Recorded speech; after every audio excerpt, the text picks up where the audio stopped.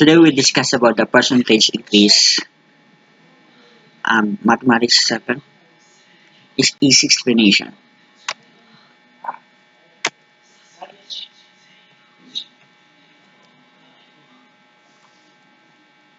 Percentage increase is the measure the amount of increase in comparison to the original value expressed as percentage. In calculating the percentage of increase, we need to use the formula of the new value of the increase in value minus original value divided by original value times 100%. By using about the formula of percentage of increase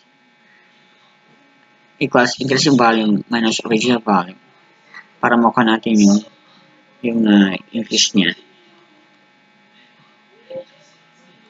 And percentage increase equals increase in value minus original value divided by original value times 100%.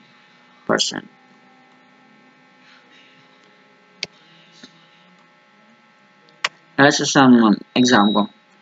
What is the percentage increase if the original value is 200? Ang original value natin ay 200 here. This is the original value. So therefore, ito maging 200. And the new value, this is 280. Divided by original value is 200 times 100%. Now here is percentage of increase, a percentage of increase, percentage increase.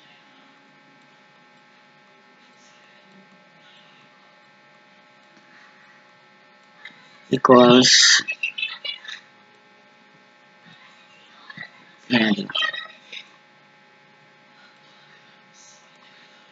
equals increase in value is 280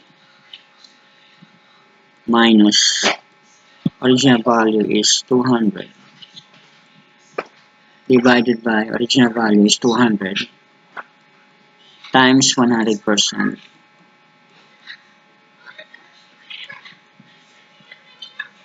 So para madali ang ating pag-solve ay gagamit tayo dito ng cancellation method.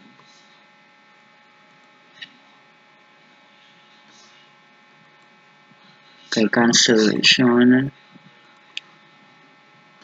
280 minus 200 is 80 divided by 200 times 100%.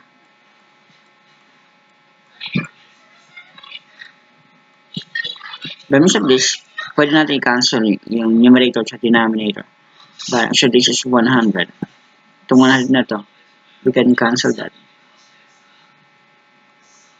by cancel this one and put 0 here. So this become 80 divided by 2 and percent.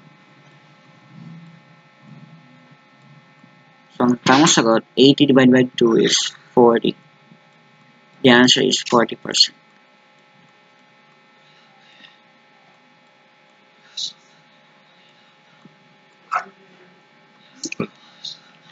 Next is, what is the percentage increase if the original value is 200? So nakalagay dun ay 200 here, original value is 200, and the increase in value is 280. Well, actually, I think ito din natin kanina. Example number 2 tayo. Andrea pulse rate changed from 70 to 90 after exercising. What is the percent increase? So, ang increase in value natin is 90. Original value is 70.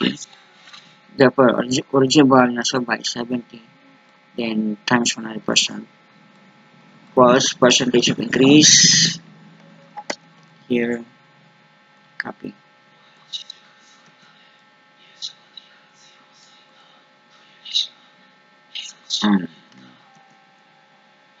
Okay. Sorry that. Ilang So, percentage of increase. Sulatin ko na lang. Percentage increase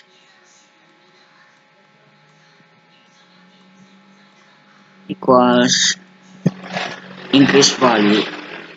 Ang increase value natin is 90 minus 70 divided by 70 times 100%.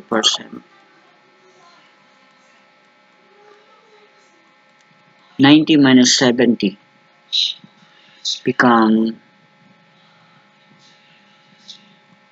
20 over 70 times 100%. Now, pwede tayo mag-cancellation natin here. Cancel natin yung 0, 0. Okay? So, we have 20 divided by 7. 20 divided by 7. How many 7s are 20? We have 2, 14. We have 6, 10 here. And point, bring down 0. We have 8. That's 56. We have 4. 6.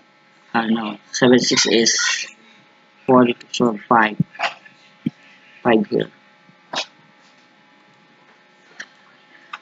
5 yan. Natin is 5. That's 35. 5 again. So we have 2.86. Kasi ito maging 5, rounding up natin sa 2 decimal places. So 2.86 times 10 times 10 percent na lang siya. So since times 10, ang gagawin lang natin is convert natin ito in decimal. Pwede rin naman as mag-move tayo to the right ng isang beses. Apo, since 1 0, so 1 move. The answer is 28.6% increase. This is our final correct answer. 28.6.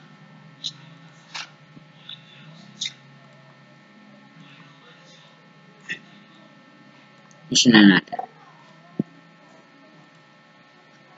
Here, 28.6.